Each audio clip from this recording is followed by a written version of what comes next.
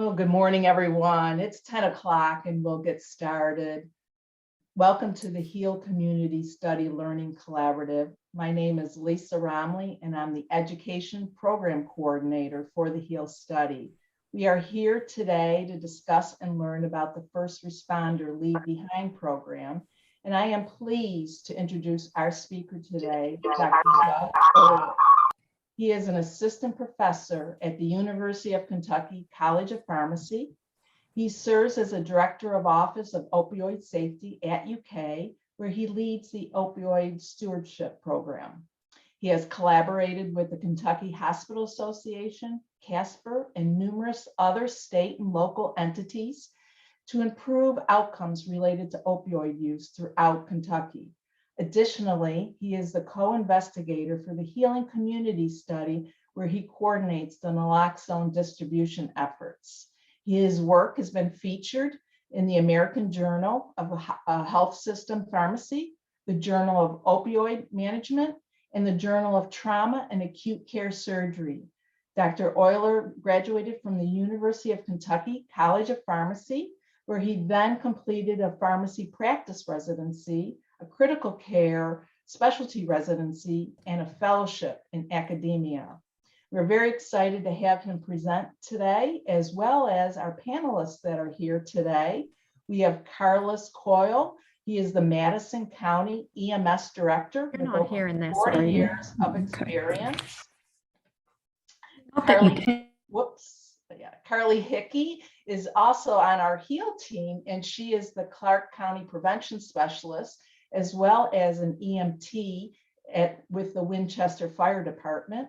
And we have Captain Seth Lockhart here. He is the captain with the Lexington Fire Department. And Maria Sloan, who is the Overdose Outreach Project Coordinator with the Lexington Fire Department. So before Dr. Oyler gets started here, I do want to remind everyone that the session is being recorded. We are offering CE credits today. One CE credit has been approved for physicians, pharmacists, nurses, social workers, alcohol and drug counselors. And at the end of the session, I'm going to let you know how to obtain that CE credit. We ask that you stay mute throughout the session just to reduce all those extraneous noises. And if you have any questions, and we do welcome questions in this session, please use the raise hand feature. You'll find it at the bottom of your screen. Click on reactions, click on raised hand, or you can just put your questions or comments in the chat box, and we will read them during the roundtable discussion. So I'm going to go ahead and stop sharing my screen so Doug can pull up his slides.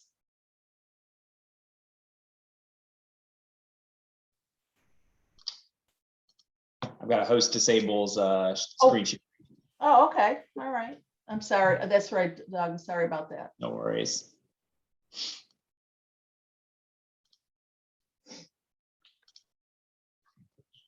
Right.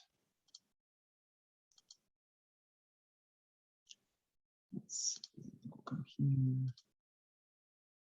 And all right. Hopefully everybody's seeing my screen here. Yes. So, all right, great. So yeah, as far as practice gaps, and so thanks for the introduction. I'll kind of go through a little bit here and then give a quick overview of kind of how the next 30 minutes or so are going to go, and then we'll get into the roundtable for the last hour of this. So, you know, we know that naloxone represents safe and effective standard of care for EMS reversal of overdose, but there's several kind of systemic things that can keep EMS providers from getting there on time, whether that's somebody doesn't recognize an overdose, somebody doesn't call quick enough, something like that. So giving naloxone to individuals that are at that high risk can increase the chances of a future successful reversal. So that's kind of what we're going to talk about here. So our objectives are then to describe the need for EMS-led naloxone leave-behind programs. We'll talk about some of the Kentucky administrative regulations and statutes that are relevant to leave-behind programs, and then identify some barriers. And I'll kind of touch a little bit on maybe overcoming some of those barriers, but I think that's going to be, in all likelihood, best addressed by the folks that are really doing this. on the front line. So that'll be the second part of this session. So the outcomes then would be to discuss the need for these programs and strategies to overcome those barriers. All right, CE credit and reminders. I think we're going to come back to this again for CE credit here at the end. Lisa will kind of go over this again with us.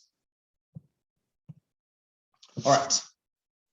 So then the way that this talk is going to go, I'm going to kind of do a little bit of a pharmacology review and talk a little bit about opioid pharmacology and kind of how naloxone works and why this matters, and then a little bit about the need for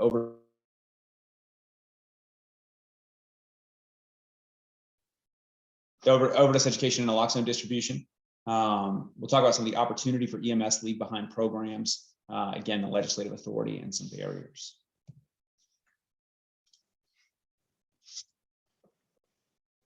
All right, so they kind of, do you need me to stop? Okay.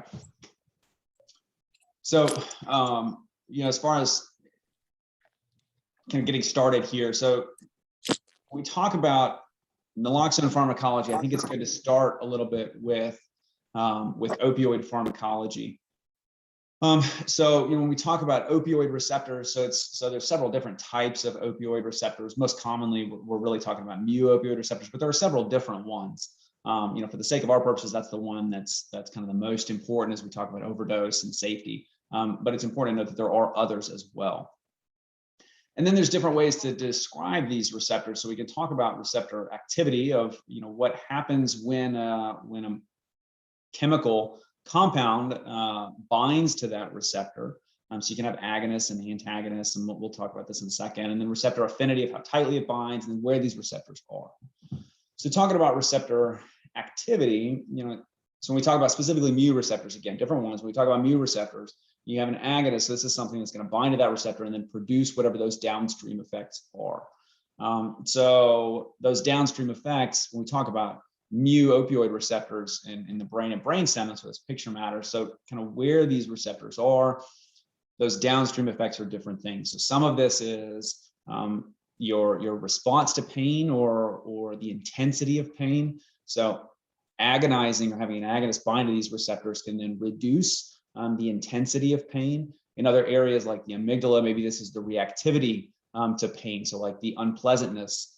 So rather than just how bad something hurts, like how you actually feel about how bad it hurts. So opioids can mediate that to some degree. An agonist at these mu receptors can change that.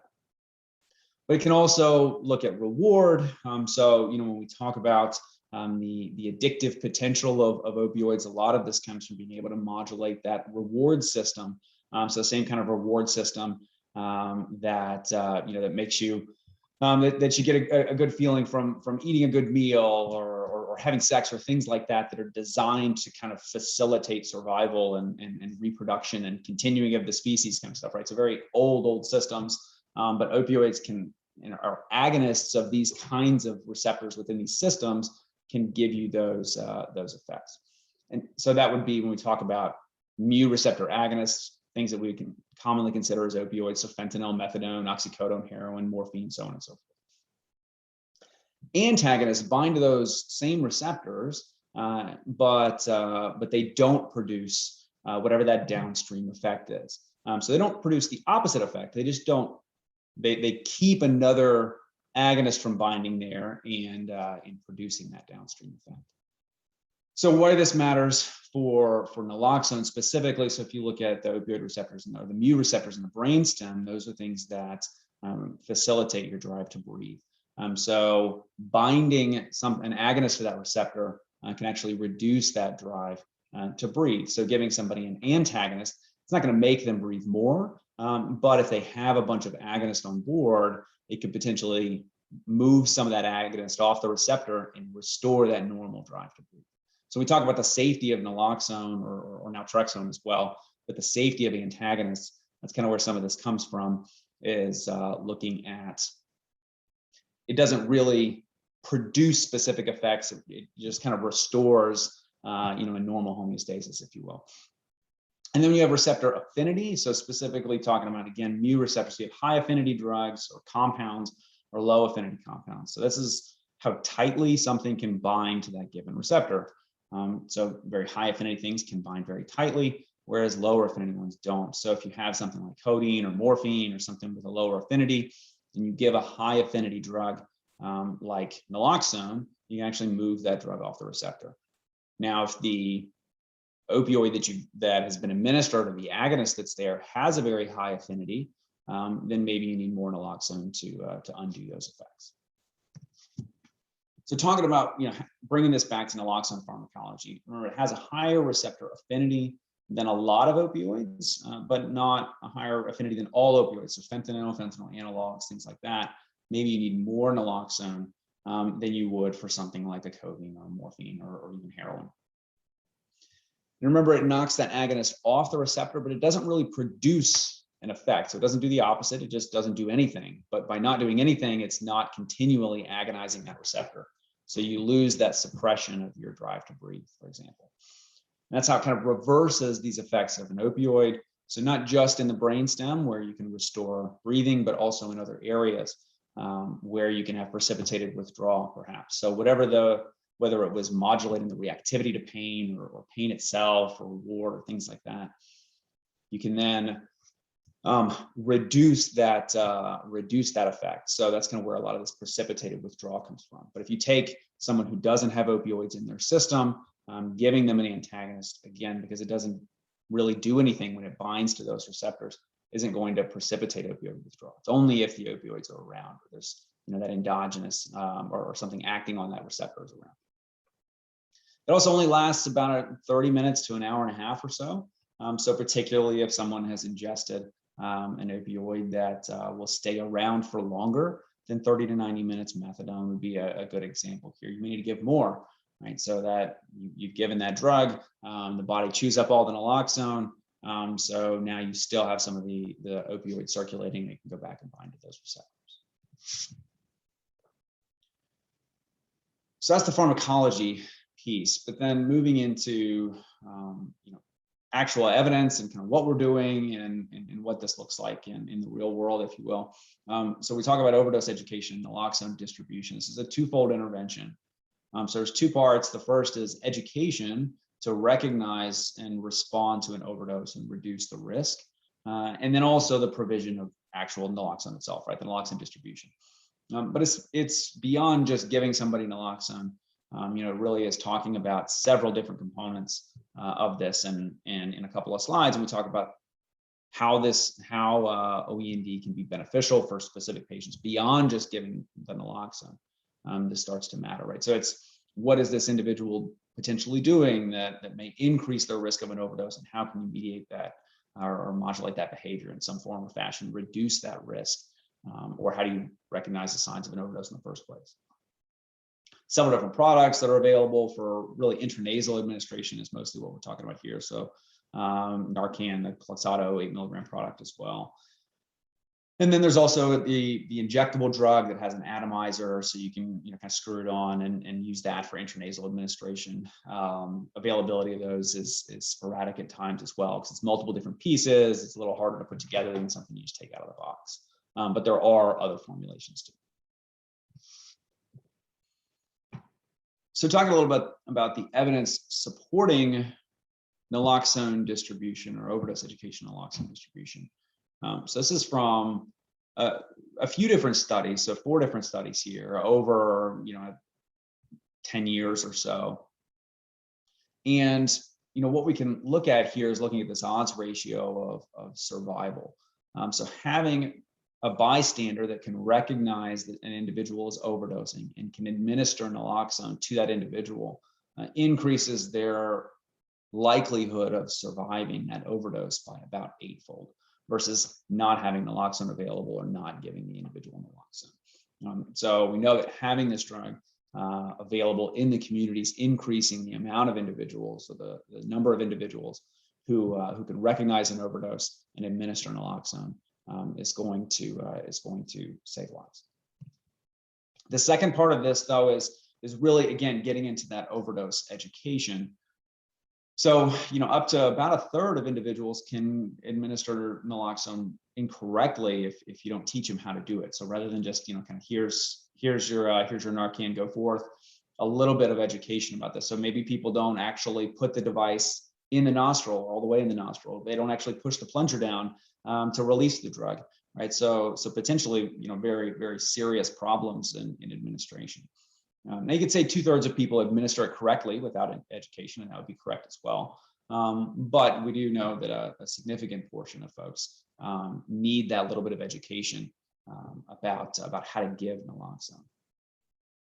So within HCS, so our educational materials cover, again, a lot of stuff beyond just that, how to administer naloxone, although it's part of it. So risk factors for an opioid overdose. How do you prevent this? What does it look like? What are the steps in responding to an overdose? The first step being, call 911. And then the information about the naloxone, how to administer it to, get over that barrier for some, but then also how to store it, make sure that it's not expired. So make sure that when you're actually giving the drug, you're given the appropriate potency, and you're giving somebody what you think you're giving them. So we talk about risk factors. This is where we really kind of transition into why are leave behind programs potentially such an impactful measure. So the single biggest risk factor for overdosing is having overdosed before. So if you took 1,000 people that overdosed and survived that overdose, about 300 of them, or 295 here, right? But about 300 of them are going to overdose again in the next year. So that's what this 295 per 1,000 person years means. There's several other risk factors as well, that prior overdose being the biggest one, but looking at, history of substance abuse, including prescription drugs, obviously illicit drugs, even including alcohol, various medical and psychiatric diagnoses. So maybe this is things like organ dysfunction, so kidney problems, liver problems, heart problems, sleep apnea, something like that. So lung problems as well. And psychiatric diagnoses, very common psychiatric diagnoses like anxiety and depression. Being unemployed, being opioid naive, specifically kind of newly opioid naive. So recently being released from some kind of environment where that individual was abstinent. So maybe that's abstinence-based treatment, maybe that's prison, but being released from those environments. Middle age, and there's a couple of reasons for that. You could look and say, well, maybe some of the medical comorbidities may be a little more common in older folks that may have more organ problems. When you look at the types of opioids, the types of scenarios where individuals are using, you see that middle-aged folks end up being a little bit higher risk, all of the things being equal. Polysubstance use, including other prescription drugs, obviously alcohol here as well, but benzodiazepines, antidepressants, those sorts of things. And then again, looking at kind of opioids altogether, the prescription characteristics can matter here too. Obviously, a high dose increases your risk of overdosing, but specific formulations and that sort of thing can be risky as well. So somebody overdoses and presents to the emergency department. Say, well, that's a potential opportunity for an intervention, and it certainly is, and that's something else that can be very impactful. Now, if you just kind of write folks a prescription, or don't have a specific targeted intervention to get individuals naloxone, only about 1% of folks who present to the emergency department for an opioid-related encounter, only about 1% of them are actually going to fill a naloxone prescription. Now, this is using their insurance, so maybe people pay cash for it, but it's like $100 and some, so probably not. So very small percent of people actually fill a naloxone prescription in the month after that ED encounter, and that could be for overdose, for opioid use disorder, for opioid withdrawal. But then even if you physically hand somebody a prescription, then when they're leaving the emergency department after an opioid-related encounter, less than half of them are actually going to go take the steps to fill the prescription. And based on that and those kind of findings, there are several different descriptions of how to actually implement an emergency department-based program. So for those individuals that make it to the emergency department, how do you actually physically get them the naloxone in their hands before they leave your site? And there are several ways to do this through grant-funded programs. Perhaps the hospital could purchase the drug, or you could come up with ways to to incorporate insurance into this and everything else, but physically getting them the drug before they leave that encounter is important. But that's in the emergency department. We talk about opportunities for EMS. We know that unfortunately, over the past, this is from Healing Community Study counties, over the past few years, we have seen an increase in the number of EMS runs for any drug-related overdose. So more and more, and I imagine the EMS personnel that are here on this call, this is no news to them, right? But more and more calls and runs for drug overdoses. Really, there's a peak in the beginning, kind of summer of last year. This trended down over time and is starting to rise again. And what's perhaps more concerning about this is also the rates of transport refusal. So, we could talk about programs and how to increase naloxone distribution from an emergency department. But if individuals refuse transport to the emergency department, it's not doing them any good. And we actually know that transport refusal increases that subsequent overdose risk by a factor of about 60% or so. So you're about 1.6 times more likely to overdose if you refuse transport versus if you accept transport. And this is, again, considering that individuals who overdose are already some of the highest risk individuals to overdose again. Patients were more likely to refuse transport during COVID, or at least during the initial phases of COVID. Folks were more likely to refuse transport, and that's what we see here. The EMS opioid overdose encounters refusing transport. You look in 2018, 2019, it's 15, 20% or so, and then now it's consistently hovering between 20 to 25%.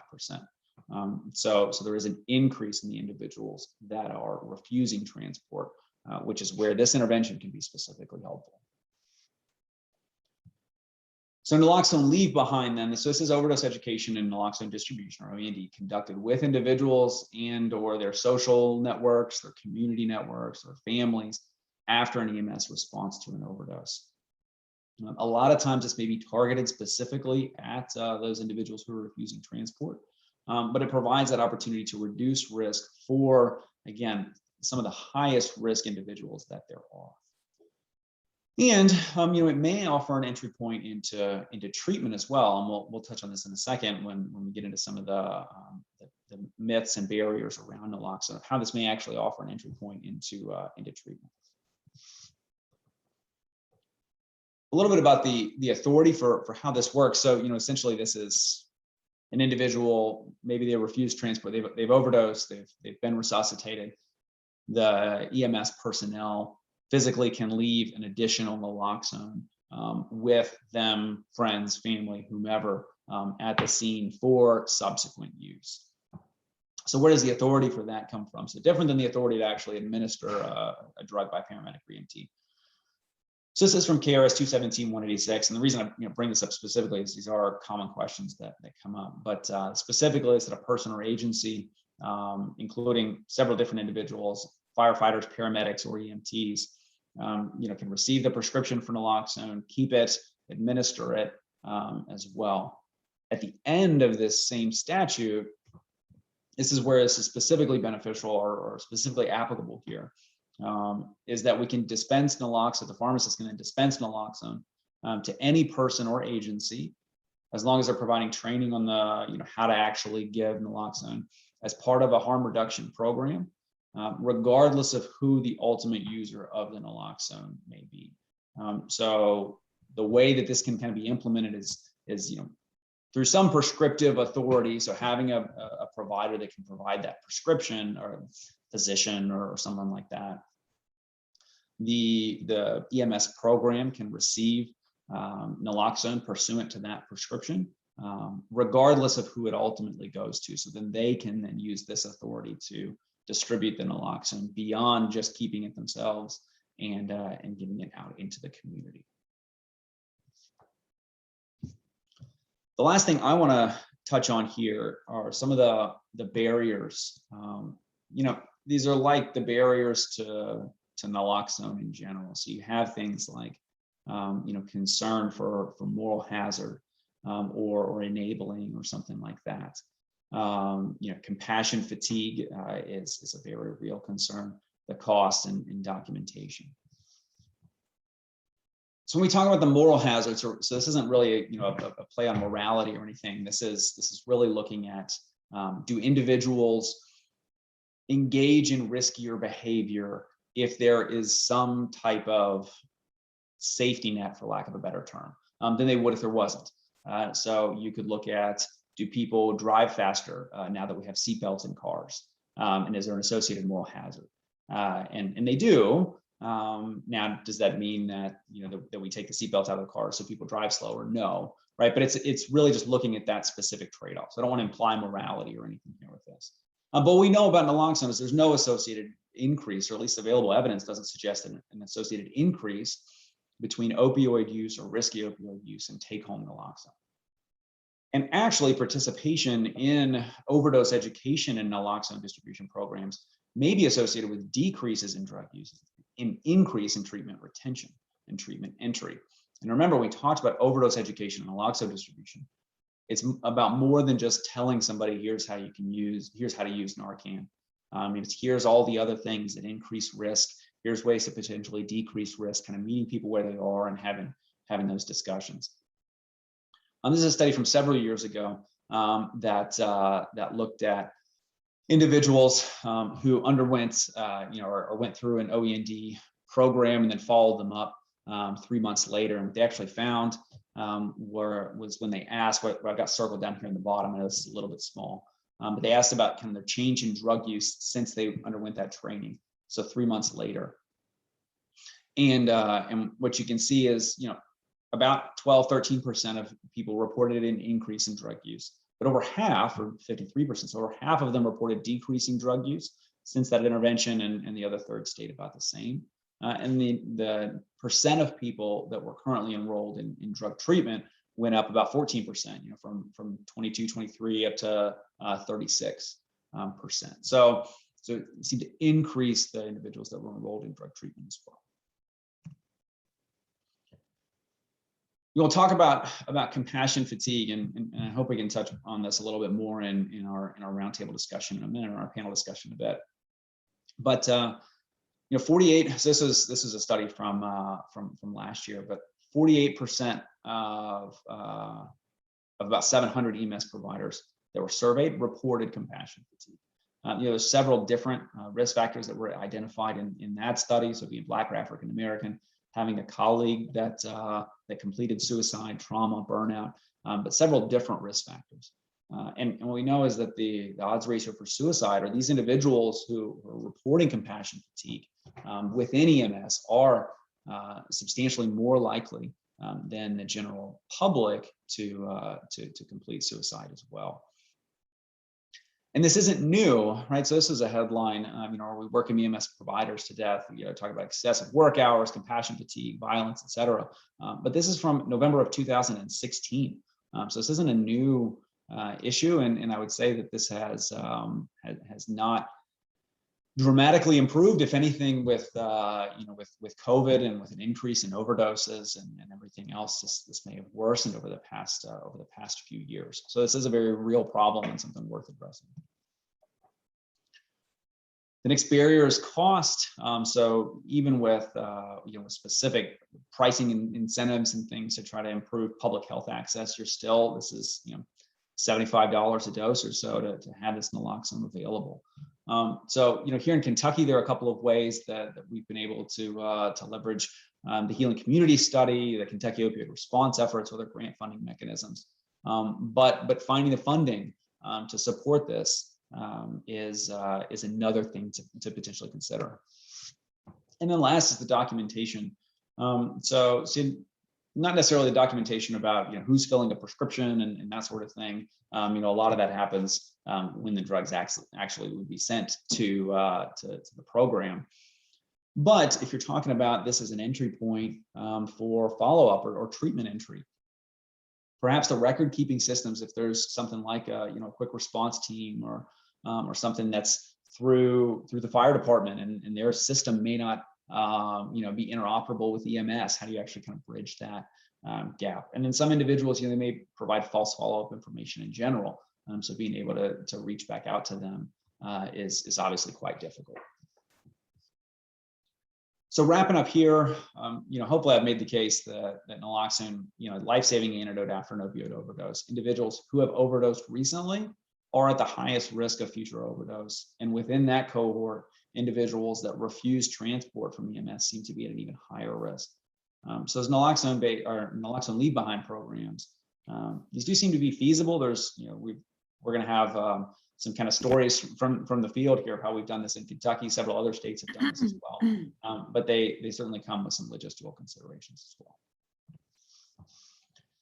All right, so I'm going to stop sharing my screen here, and I'm going to kind of re-welcome, I suppose, our panelists and everybody back in. I think to reiterate what Lisa had mentioned earlier, if you guys have questions, certainly you can raise your hand and ask those questions. Obviously, we want to get your all's questions and things answered as well. You can put stuff in the chat too, and we'll make sure that we address that. But I think to kind of start things off, what I may ask is just kind of ask the panelists to kind of reintroduce themselves. It's been about 30 minutes or so. But kind of introduce yourselves and talk a little bit about kind of what your current role is, and then how you've been connected with the healing community study. So I'll just kind of look at who I've got kind of next on my camera screen here and kind of go through the list. So Carly, if you want to start, talk a little bit about yourself and kind of what you do for the healing community study. Yeah, I would love to. Thanks, Doug. My name is Carly Hickey. I am the Clark County Prevention Specialist for the Healing Community Study, but I also work part-time for the Winchester Fire Department. So I've really gotten to see both sides of the EMS side, and also now on this side of the Healing Community Study, really advocating for people with a substance use disorder. So I actually started at Winchester Fire about 3 years ago. So I've worked for them for about 3 years. And I heard a little bit about the grant when they were talking about getting the Leave Behind program started. But I actually applied to this position and got it. And I was very excited. And now I get to go into the Clark County community and just train people on how to use Narcan and how to save people's lives. So I'm really appreciative of this role that I get to be in, and also the way that I can hopefully bridge the gap between some of the compassion fatigue and stigma that EMS and first responders face, and also in my current role now, just being able to advocate for patients in a different way. So, thanks, Carlos. I'm Carlos Cole. I'm director of Madison County EMS, and I kind of coordinate the Leave Behind program here for us. And it came along as kind of a thought that in EMS we're often reactionary, and we lack a little bit of proactiveness, at least in my organization. And we were just being inundated with overdoses and overdose deaths in our community, and unfortunately, we've already had more overdose responses and overdose deaths here in Madison County this year than we had all of last year. So sad news to report, but I thought, what can we do other than keep reporting statistics? What can we proactively do? And got connected with Doug, and it all worked out, and we were able to start the program. I think it's been a huge success. I know it's hard to look at numbers to see how many overdose deaths that we probably had a hand in preventing, but it's certainly not uncommon now in our community, and it's certainly not all of us, all the harm reduction teams here, to get a call that says somebody's already been administered Narcan before we get there, and that was pretty unusual a year ago, and it's pretty common now. So I think that harm reduction piece is working well. Our staff have done a great job of administering and leaving the drug behind when it was appropriate. Rare occasions, maybe a crew was super busy or forgot, but for the most part, I'd say we're in the high 90s as far as our opportunities to leave the naloxone behind. So it's a program that I'm proud to be involved in, and I think we're making a difference here. Thanks. Seth. I think it benefits both of us that we both introduce ourselves. That Maria, why don't you unmute too? Since we work together. My name is Seth Lockard, and I am with the Lexington Fire Department. We in Lexington run a community paramedicine program, and at this point, I'm going to defer to Maria because she's the mastermind and the brains behind the whole operation. So, Maria, why don't you introduce yourself and tell everybody what we do? All right. Hi, my name is Maria. I am a CSW and an EMT with the Community Paramedicine Program. We are also a QRT team, which we respond to overdoses within a 24 to 72 hour period of time. And so part of that program that we do, we really wanted to be able to leave some Narcan behind. So we had to try to figure out how could we do that, because we knew other programs were doing that. And we were able to come in contact with the Healing Communities Studies, and it went from there. And so we've been able to distribute Narcan to individuals that we're following up with, as well as their families or whoever we may come in contact with, and providing, community trainings for that. It had been a dream of ours the moment that we heard that other teams were providing this to the community members and stuff. And so we really got excited about it. And so when we had the opportunity to be able to start doing that, we were just really thrilled and really excited to start doing it. Thanks. Yeah. That makes a lot of sense having you guys kind of introduced together. So thank you for suggesting that. Yeah. So yes, we've got a variety of different individuals with various expertise here. So I think it'll be a really good discussion.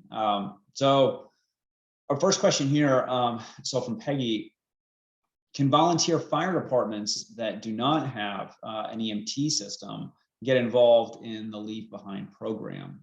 I volunteer at our local fire department and know that overdose is a big issue that they face and worry about. So I don't know, Seth and Maria, if this is something that you guys think you may be able to touch on a little bit. I'm going to have to say Carlos is probably not to dump on you, Carlos. What Carlos is doing in Madison County is something I think we would love to do in Lexington, where the ambulance crews are actually leaving behind. Sadly, we've had instances where, we know Mr. Jones overdosed Saturday and we follow up with him on Monday. Well, Mr. Jones actually had a fatality overdose on Sunday. And being able to leave that behind with family and friends that are on scene, I think, is an invaluable tool. I don't know enough about the regulations to say, and that's one of the reasons that our partnership with the Healing Community was so valuable, is because every direction we turned, we were running into a barrier of us being able to do this. And when, even working with our local health department, it was still, there were some hoops that we were not able to accomplish to get this process in place. So when our relationship developed with the Healing Community Study, unbeknownst to me at the time, they had actually entered agreement with with the Fayette County Detention Center. So it helped grease the regulatory requirements within LFUCG, Lexington Fayette Urban County Government. It was easy for me to now to go back to our law department and say, the jail's already doing this, we want to do this, and make the whole approval process a little easier. I don't know why, not depending on where the department is, do they follow within the Hill community neighborhoods? If that's something that Hill would want to entertain, having that conversation with any fire department, I think that's a good question for you all to address as well. Actually, it's a local fire department. It's in Greenup County, but it's considered in Load Fire Department, the Load Fire Department, and it's a very small community as far as that goes, but it's very big in the drug industry around here. So we have a lot of people that we just don't have an EMS service, and it's all volunteer. And I know the firefighters are getting, you want to talk about fatigue, they get very fatigued. They all go to work, they come home, they volunteer, and then they get so disappointed every time they have to go back, and it's the same people, and they're overdosing time and time again. Well, then they can't really do anything. They just have to call the EMS or the EMTs to come out and pick them up and take them to the hospital because they don't have the Narcan. So it's I don't know. It's like a vicious cycle. Yeah. Yeah, and certainly I think so. Yeah, I mean the ability to replicate. I mean, some of the legislative authority here has subsequently been made intentionally inclusive, I suppose, to say whether this is one of several different individuals engaged in a public harm reduction program. So I think the public harm reduction piece of this, specifically looking at, I would say volunteer fire departments and that sort of thing, would fit into that. So yeah, so for this specific example, we can certainly kind of take this offline and talk about it some more. Exactly what this may look like in Greenup County specifically as we kind of continue and expand. But yeah, I do think that the authority from the statutes is inclusive enough that I think now should allow something like that. So that's a good question though. Thanks. So yeah, as folks have questions, again, you guys are welcome to kind of raise hands. You guys can put stuff in the chat here as well. So yeah, I think Seth brought up some good points of kind of running into blockade after blockade and that sort of thing. So I think one of the things that may be helpful to get input from really all of the different panels would be, what were some of the initial barriers that came up when you were trying to start your program? Again, kind of, we got a few different models here. So what are some of the different types of barriers that you guys ran into, and how did you address? How did you guys really kind of try to tackle those, I suppose?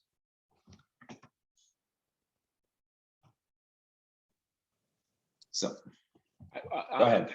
I'll speak up. As I said, we had run into some barriers. We've been doing the QRT stuff for, following up on overdoses for now 2.5 years.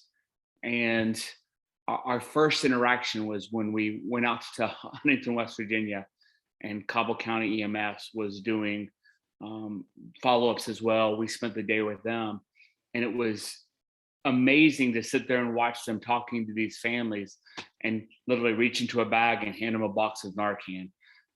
Hey, do you know how to use this? We've given it to you before. Just having those conversations, and it was quickly on Maria's and my radar that that's something we were going to want to do in Lexington, and definitely quickly ran into some barriers, some roadblocks. I'm not an attorney or lawyer. I know reading the regulations, there was some vagueness as to exactly what could be done. Being able to accomplish it was not within my forte, but we knew we wanted to do this. And then the barrier for us, and I don't know if it was a barrier per se, was our community paramedicine program is governed and oversighted by the Kentucky Board of Emergency Medical Services. And we definitely didn't want to step out of line with any of their intentions. And so we went through an amendment to our pilot program with K-beams. Not a barrier per se, the barrier being time. It definitely slowed down the process, just because it took a few months to get that process through the K-beams to make sure that we were, as paramedics, not stepping outside of our scope of practice within their eyes. And they were extremely supportive. As I said, it was a time issue, not really much of a fight. It was more of a, this is what we want to do. We submitted the whole standing order agreement that we were setting up with Healing Communities. Submitted that as a kind of an appendix to what we were hoping to accomplish. And I think having that piece in line made it really easy. It wasn't like we were coming up with some idea on our own by ourselves. Having the Healing Community Study program tagged in, partnered with us, I think made that approval at Kentucky Board of EMS go very smooth. But again, not a barrier as much as time, just slowing the whole process down. So, but no, it's been great thus far.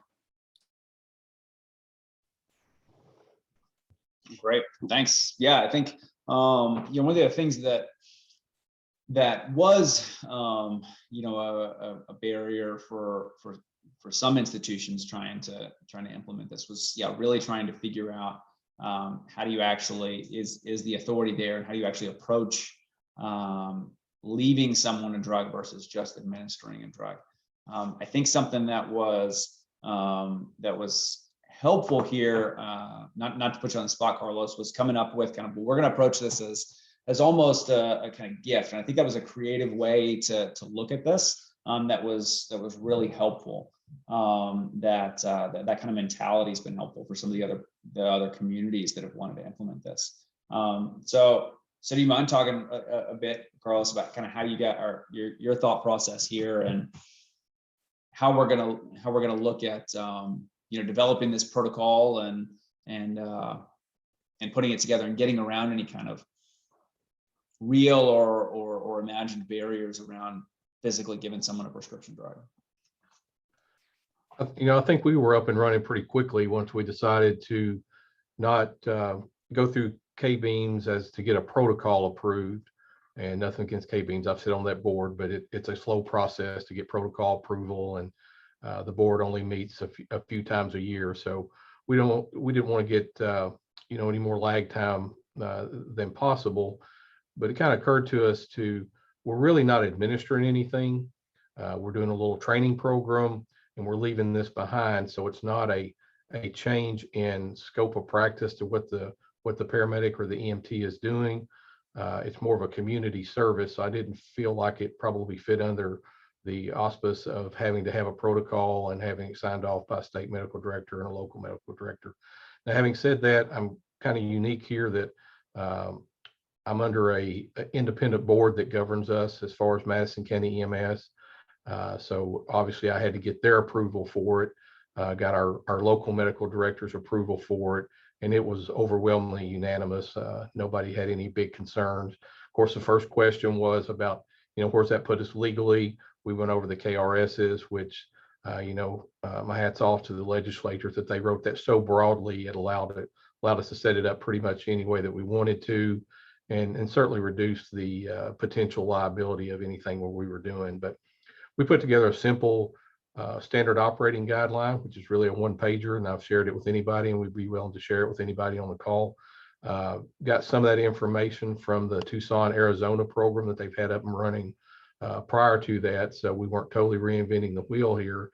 And Doug and his staff, we're on board quickly, set up some online training. So in 30 minutes, we could train any of our employees or any new hires as we onboard them. So it was really, it's really streamlined now. It's pretty easy to do, and the program is really smooth. So I don't think there's anything that I would change or do differently than what we're currently doing.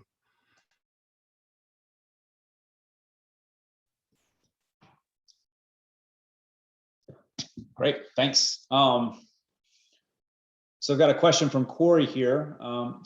It says, since the rise in fentanyl found in fake prescription pills, we're seeing younger victims. In fact, there were 3 15-year-old females in a 10-day span. Wow. As part of their ORT, they have the local health department with us to leave behind Narcan as well as fentanyl test strips. The issue is that in Kentucky, possessing the test strips is considered paraphernalia, which we explain to those we encounter. Can we legally leave Narcan with the minors or only to the parents? So for those of you guys that have been out actually leaving Narcan or working with the staff that are leaving Narcan, can you guys talk a little about your all's policy if you give this to minors or only to adults?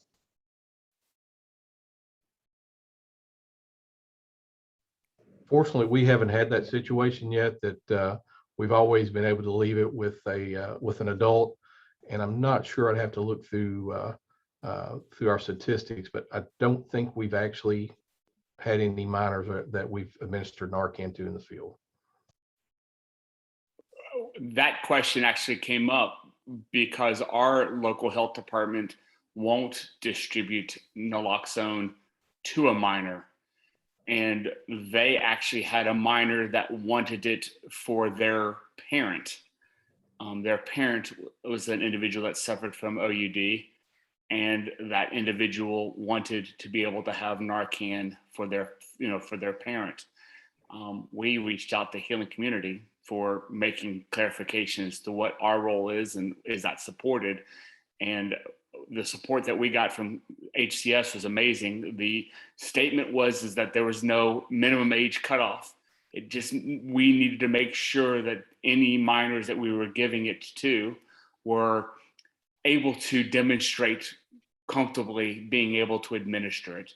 And I think that opens a lot of interpretation. Obviously, as many of us have children, there are 13, 14, 15-year-olds that can do a whole lot and understand a lot, sometimes more than the 16, 17, and 18-year-old. And so just taking the extra time and making sure that you go over the training was, I think, the way we approached it, and made sure that we were educating the individual comfortably.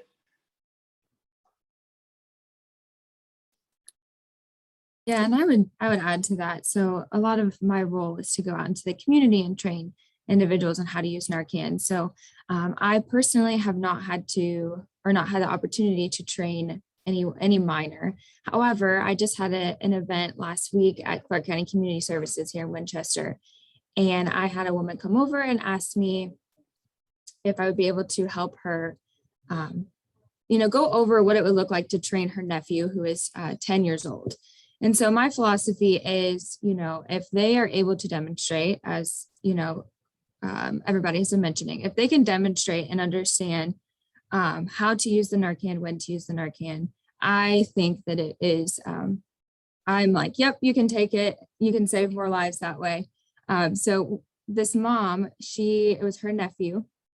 The mom was in active use, and I had this woman ask me if I thought that her 10-year-old nephew would be able to administer to his mom if she were to overdose, and he was there. And so I had the opportunity just to go over it with her, to explain to her how I would maybe train this 10-year-old. And, obviously we have to probably simplify it a little bit more than we would any other adult. But I just made sure she knew if I trained her and she took some Narcan, and then being able to go over with her, hey, explaining the signs to him. If mom isn't responding to you, if mom isn't awake, or you feel like mom isn't breathing, going through those steps of call 911 and then showing him how to administer that Narcan. And so, it's my understanding that legally that there's no restrictions on training minors. And so my personal philosophy is, if we're able to train that little boy on how to use Narcan to save his mom, then that's another life that we've saved. And it doesn't necessarily matter that he's only 10 years old, as long as he can understand that this is when you use it, this is how you use it. And hopefully, in the future, he won't have to, but if he, is in a situation where he needs to, he can save his mom. So I would say that with regards to minors, that go for it. If you think that they are able to understand it, if they're able to understand how to use it, when to administer it, then I say go for it, because legally, there's no liability there. And also they could save mom or dad or anybody else in their family that they're, around on a daily basis. So.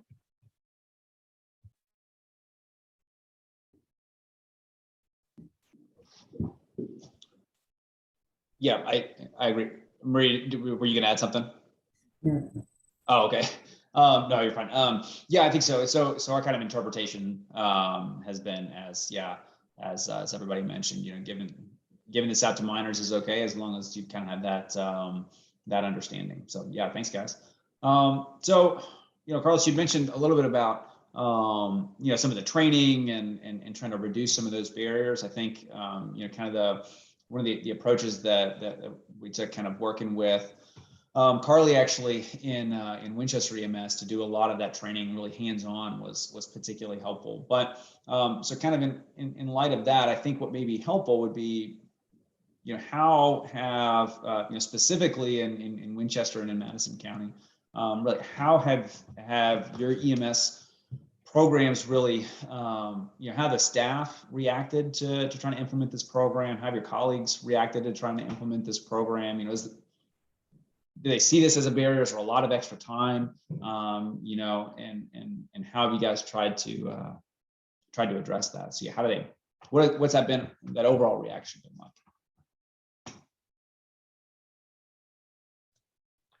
There's a few naysayers, regardless of your organization. But overwhelmingly, most of our paramedics and EMTs welcomed it. They are getting that fatigue of making the overdose runs and just numerous amounts of them. So not only were they, patient care advocates by and large, but, they, again, back to what I said earlier, felt like we weren't doing anything but responding to the emergency after everything else failed. So I think a lot of them embraced being part of a potential solution to help save lives. Now, just in, full disclosure, there were a few that felt like a large percentage of our folks that we were enabling them and encouraging them and that kind of thing. And I think you have that in, any set of if you put together 10 people, you're going to find one in there who doesn't think this is a great idea. But we had no issues with that. We just said, it's no different than other policies that we have here. And I can assure you, they don't like all the policies we have. So this may have just been one other one, but everybody's following it. Everybody's, doing a great job.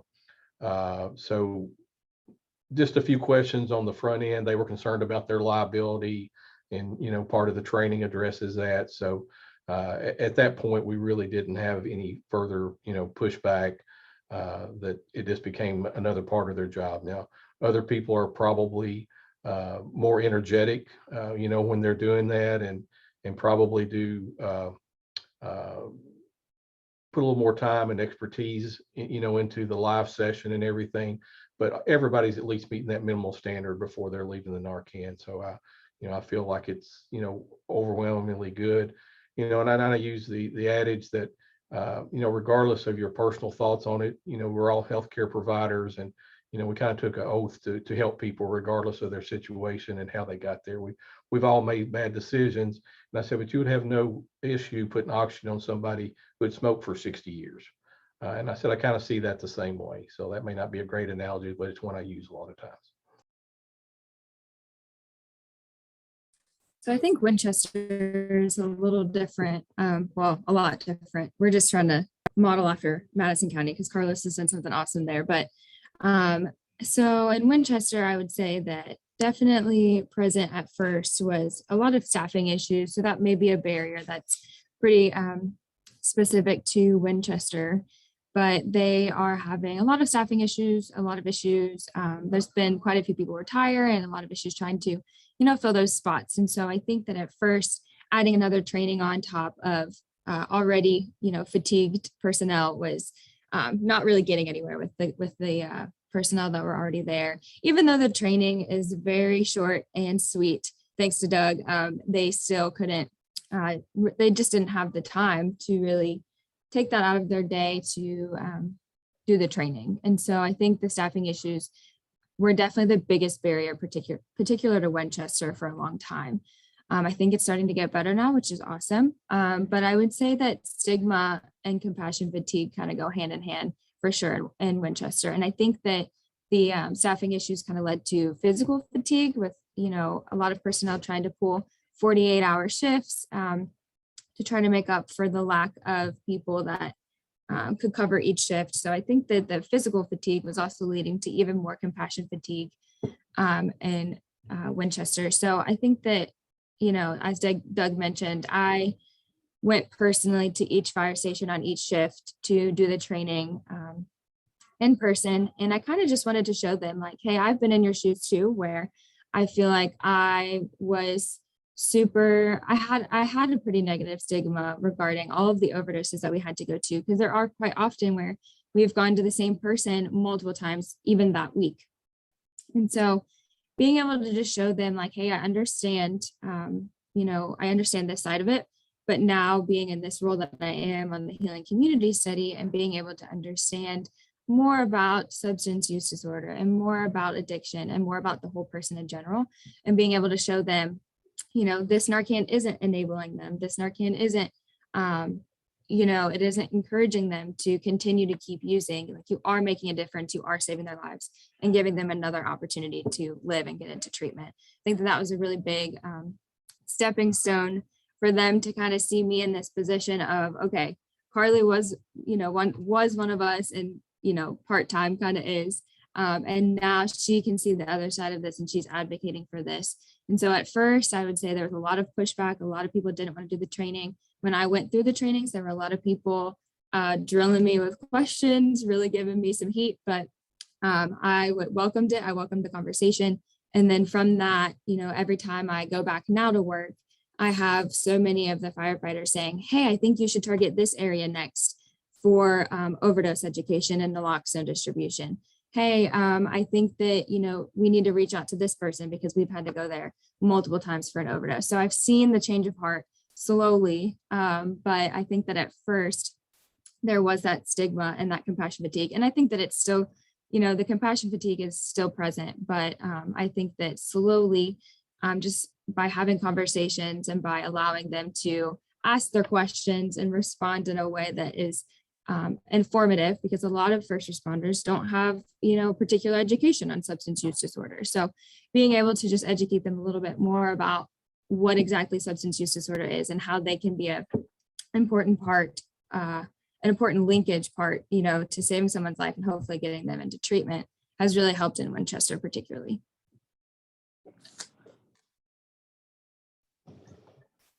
Thanks. So yeah. I think there's a couple comments from Kyle in the chat here as well of looking at compassion fatigue and stigma. And I think we've got a couple of examples of ways to look at this. So here's other applicable disease states that if you kind of look at smoking and oxygen, it's the same kind of thing, and trying to think of it that way, or really getting a lot of that internal buy-in of here are folks who have come and been in your shoes and can understand and speak to your concerns better than someone from a different area can speak to their concerns. So a couple of ways to hopefully look at this. And it sounds like the other piece of this is once you get over a little bit over that hurdle, maybe that seeing the impact can be helpful too. To shift gears a bit, I think we'd asked for some questions and stuff from folks before. I think one of the questions that came up was looking at even extending beyond naloxone distribution. So how to really increase collaboration between EMS and quick response teams or overdose response teams. So kind of examples, and maybe talk a little bit about.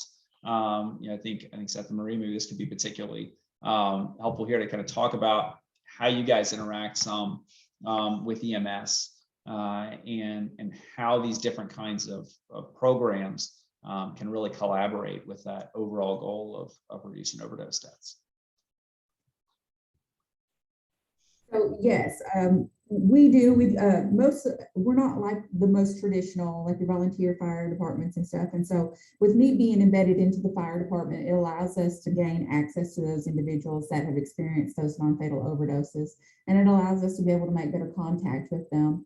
But it also allows us to help with that compassion fatigue, because you have made those constant runs on those individuals. And so in the end, it's having that contact, that we can go back out within that 24 to 72 hour period of time, that we can actually have a conversation about treatment options and kind of take that frustration or that worry off of the crews that are out there constantly seeing this. And then just allowing them to know how to document correctly so that we can go do that. And in the end, it also helps us to boost that morale if they know that that person has had an opportunity to go to treatment, or that we've had that opportunity to give them some Narcan or anything that can be a positive to boost that morale for the buggy crews and stuff that are out there in the trucks and stuff. Because you do see that compassion fatigue, and because you're just making those same and same. And so having that ability to have that QRT response after that overdose has occurred, it helps with building that morale and that, hey, now I know that we have somebody within our department that we can make that referral to so that they can go back out and they can talk to them. Also helps them to know that this is one other step that I can go a little bit further than what I can do within that time frame that I am with them. Seth, do you have anything else to add? I was going to say, I think we're definitely trying to break down the stigma. I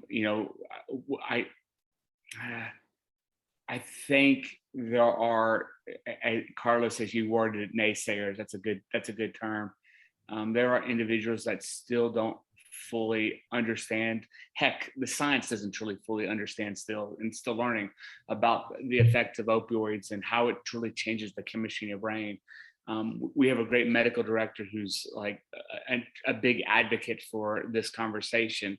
But you still have individuals that you have to break down those conversations, those barriers, and being able to go back and explain their story of an individual that they may have had an overdose response to, and say that this individual is in a treatment now, and by you documenting well, by you getting the good information, allows us to follow up effectively, to be able to engage those individuals, to give them a chance, to navigate into treatment. That's one of the things that we do. Is our conversation first and foremost is, hey, are you interested in treatment? Would you want to go? But then it becomes, okay, well, what do you know about the harm reduction programs in the community? Do you know about syringe exchange? Do you have Narcan? Do you know how to get Narcan? Can we give you Narcan, right? But when we can get those individuals into treatments, and then we can go back to the crews and say, hey, that individual is in treatment now, and doing well. I think it helps, especially in the EMS world, right? We're really good about, and I say this a lot, we're really good about putting you in an ambulance. We're really good about getting you to the ER. What we don't always know is the end result. And I think that helps, or I think that is a mitigating factor, precipitating a factor to some of that compassion fatigue, because we don't see the fruits of our labor always, We don't know that when we put a good effort in, there was a positive outcome on the other side. And so being able to go back and provide some positive feedback, I think is one of those things that help reduce that compassion fatigue. And it's great to have this partnership with our, in Lexington, the EMS is the fire department. So having this working relationship within the department is, I think, very beneficial.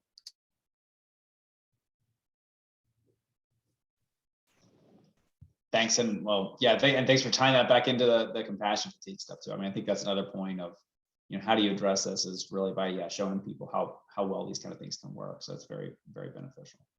All right, so I think kind of our last thing to touch on here then would be, what would be your all's advice to other agencies if there's other EMS programs that are or fire and EMS programs that are looking to implement something like an Naloxone leave behind program? What would be your all's advice to them, or any kind of particular lessons learned or something that may be helpful? My advice is to reach out to Carlos. I joke. My advice is to start looking at the ways to do it. Look at what barriers you may have, whether it be getting administrative support, whether it be as Carlos said, I think you'll get personnel buy-in to some degree, and you got to look at who in your agency is going to be that supportive person to get on board with. I think EMS, I think fire department roles are constantly evolving. We're not just, as Carlos said, we shouldn't just be a reactionary agency. We should be doing something as much as we can proactive and prevention. And I think this is a great tool to be used as a prevention. It's a community risk reduction model. And I think it's a great tool to be doing. And definitely, if you're interested in it, something you're interested in at all, reach out to myself, Maria, Carly, or Carlos. I think it's something to undertake. Carlos, please add something. And I think, the roadmap's there and, it's pretty easy to do. And everybody's got tight budgets, but with you providing the Narcan and, all the technical support, the cost outlay is nearly zero. I mean, it's pretty easy to do. And talking about some of the, connections and lots of times, as you discussed previously, there were people that were making multiple runs on. So, a lot of those people, our EMTs and our paramedics, get to know them more than just show up for, 10 or 15 minutes. So, they truly care about them. And, just recently, one of the crews was telling me about a person we'd made multiple runs on over, a several month period. And they were in rehab and they were doing great. And, the crew was so glad to hear that, sometimes, and, part of the compassion fatigue is, hey, we're out doing this, we're trying to help people, and we don't see success, but pretty rarely. So when they get to see that, I think that gives them more encouragement to, like, I can't save them all, but if I can save a few, then it's all worth this. And it's very little more stress on your crews. It's literally less than 5 minutes at the scene. You're gathering other information, you're talking to them, you're completing the paperwork. We use a software called ESO, which is probably one of the most popular EMS charts around. We have a interface built into it. So they're asking all these questions anyway to complete their surveillance form for that particular program. And I'm sure other vendors have a similar thing, but it imports that information into the OD map that HIDA provides for free. So that helps our harm reduction team here in Madison County kind of, target hotspots and areas.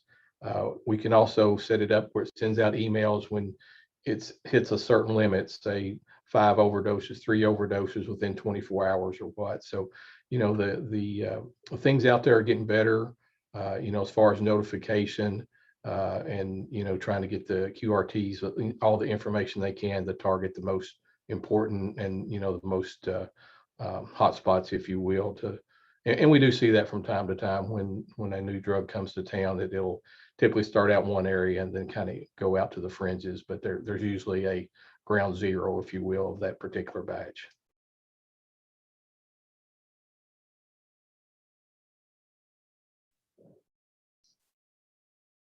Thank you, guys. I think we had a question from Kyle at some point. Kyle, did you have your hand up earlier? I did. I done forgot my question. I think I was just going to reiterate what Carlos was saying was, with budgetary restrictions, it's really hard to do certain things. But we've partnered with the Healing Community Study within our jail, and just the reiteration of, excuse me, the stigma behind Narcan distribution just seems to be the biggest thing that we're facing within our little world. But it's a little bit of a fresh water to hear that it's not just us. It seems like that's everybody. I don't understand. I don't know how that we can move forward with our constituents and just normal people within our community to understand, hey, we're trying to save lives and change minds here. That's all we're trying to do. And it just seems like, well, why you got to give them the Narcan? Maybe that Narcan is the one thing that's going to save their life or change their mind. And that's just the biggest thing. And then twofold with employees, it just seems like it's jaded employees that see the same thing over and over and over. It just seems like we need to figure out some kind of training to where we can combat jaded employees, or you're calling it I can't remember what you guys are calling it, fatigue something. But how do we combat that? Can I say something here? Go ahead, Peggy. Um, one of my biggest things, whenever I was in nursing school, I totally did not get why anybody would use drugs at all. So whenever I was doing my mental health part of it, I really didn't get it. I struggled so hard with it. And there was one of the girls that was in my class who was actually had a history of drug use. And we had a long talk because I just told her, I said, I just honestly, I don't get this. And I don't understand why anybody would become addicted to this. And why, if they do try to recover, why would they backslide into it knowing how bad it was? And her question to me was, have you ever been addicted to anything? Well, I smoke. So yeah, I'm addicted to smoking. I overeat. But I mean, once she put it in the sense that we all have an addiction of one kind or another. It may be a healthy addiction, it may be an unhealthy addiction, but we all have some kind of an addiction. So I think if we try to look at it as our addiction is not the same as everybody else's, but we all have something.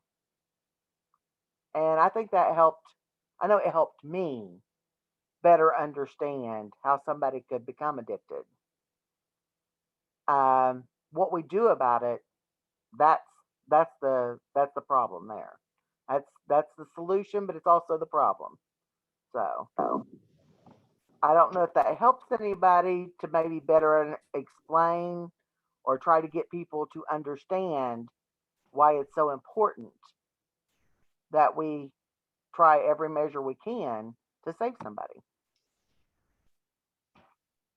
Yeah, thank you for that. Yeah, I think so. I mean, there's several things to look at in all of this. I mean, I think, well, Carla, I see you've unmuted yourself. So I was going to mention what you were talking about earlier with kind of changing hearts and minds, but I'll let you go ahead and talk here. Yeah, I was just going to say, I think that this is an important conversation, generally speaking, about compassion fatigue and stigma, because it is so present as we're seeing in so many different facets. And I think that one of the most important things is that to address it is what we're doing. It's just having conversations and just opening these lines of communication and being able to talk about, well, this is how I feel about it. Okay, like I hear you. Let me tell you my experience with it, and hopefully being able to, have these conversations to slowly change hearts and minds. But as far as, I just wanted to address kind of Kyle, like you were saying, it is hard to, get everybody on board, in a sense. But I do think that one way that I have, kind of explained it to a lot of people is like, I would not be surprised if, Narcan training, it just gets integrated into as a part of first aid. When we do CPR on someone, we don't think twice if someone goes down, right? We don't think twice. We don't know what decisions they've made. We don't know their past. And so, we just are trained to provide CPR. And so we do it. And so I think that with Narcan, it's just that, it's just like first aid. It gives someone another chance. It saves their lives, and it saves their life, and it gives them another chance, going forward, to, with respect to Narcan, to hopefully get into a treatment and recovery. So I think that, having conversations like we're having right now is really important. And then also just like learning that Narcan isn't a treatment for addiction. It's just a way to save someone's life, to give them a second chance going forward. And so I think that may be where a lot of stigma is coming from, because people think that, well, if I just continue to give them Narcan, then they're going to continue to use the drugs, which is that enabling stigma and that myth. When in reality, you giving them Narcan, the only thing it's doing is giving them breath in their lungs, is giving them another chance to get to make better choices, to make the decision to hopefully reach out and get into treatment. And one way that, I think that, just to touch again on what Carlos and Seth and Maria were talking about, one way to also address that compassion fatigue is just to hear real stories from real people whose lives have been changed because of Narcan, or just, not even just Narcan itself, but just the collaboration with everybody in the community, because it takes all of us, not just first responders, to just feel like first responders are, on the front lines. And so they have to kind of deal with that more. But I know in Winchester, we have started carrying our Clark County resource guides. So, I think that what Seth said about a lot of times it is hard for us to not know the end, to know if we even really, made a difference in that person's life, even if we did, maybe save their life. Did we really do anything else further than that? And so I think that a lot of times the positive impact we don't get to see. And I think that being able to refer people to, like, I know in Winchester particularly, we have Achieving Recovery Together. So being able to send people to places like that and other resources could also be a way to, hopefully give a little bit of more encouragement to our first responders of like, hey, you can refer them here to help them get help, get them resources. But also I completely agree with Seth and his thinking of, getting to see these stories of people's lives that you've impacted is huge for our first responders, because I know recently Winchester Fire Department received like a handmade card they have hanging like on one of their fridges. And it's from someone whose life was saved by the Narcan they recently used. And it was thanking them for saving their life. And so I know that I heard the guys talking about that a lot. So just being able to see like, okay, that's at least one person that we've been able to make a positive impact on has really helped with that compassion fatigue and stigma. Is there a resource guide or like you were talking about in Clark County? Is there one for Madison County? There is, yeah. And I can reach out to our community engagement team here in Madison County, and I can see if they can get those over to you, or maybe Doug can. He could probably do that as well, but we can get those to you. Yeah. So basically, myself and the jailer were talking yesterday. We're trying to establish a point of reference to not only reduce our recidivism rate coming back into our jail, but it seems like here recently, within the last 6 months, it just seems like people that we have sent, or within the court system has sent to rehab, there's a relapse and then they're coming back. So you see that return on investment where you see, okay, we've sent you to rehab, and then it seems like they go to rehab and then something happens and then they relapse and then they come back to jail. So it seems like it's all multifaceted, that we have to find a cure for addiction, whatever that is. And an addiction, like Ms. Roden was saying, is an individual thing. My addiction is different than your addiction, and everybody's addictions are different, but there has to be something the same, and we got to figure out what that is. So but yes, we're very interested in being able to provide some sort of resource manual or guide to the people that are released from jail, not only the people that are in addiction, but also the people that don't know addiction. And I know that we're working with Voices of Hope within our facility, that they do that. But at the same time, what about the people that aren't so keen to voice their concern, or somebody that's in addiction that necessarily doesn't want to say they're in addiction? Those people they're not seeking any or getting any information, when in all intents and purposes they probably should, or they really want to, they just don't know how to voice that. No, thank you.